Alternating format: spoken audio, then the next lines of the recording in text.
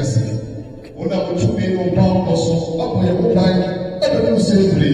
Ese ohombi aba papa ya damasi. Yi wo ye kanfo ye shebodi ene monya. Wo ye ni so aye yi kan wodi. E chari mamboti. Nyere oda no jawansa. Benifo a atwa mo ahia na yemfo kuma ne akase. Asafo ne asafo kuma. Oban mu nyina ehya wonsa. Aye be se wo abagusu akwaye ho. Na afisa bere ye nhia no na ayekese. Na ni so ni mu a oman ne de asi omu. Ene kro de de ato makoma so no na abam ewe Yesu nimo. Ye baye ne se ti ye fi otamfo ne nsam na kuraye no asafo ne nyuma mu. Ma woto mo enkura ye fire ye ne mo na ase.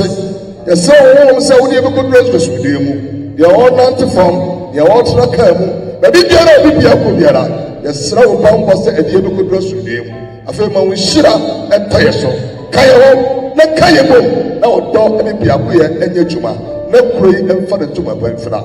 Anadari ene ne ye sra wo do ba Yesu Kristo de mu ene ye bompaye adom ne ti. Amen. Samre ye pagye nsan koso genye Nyankopon hira. Wono a wo hira ni pantumi dome.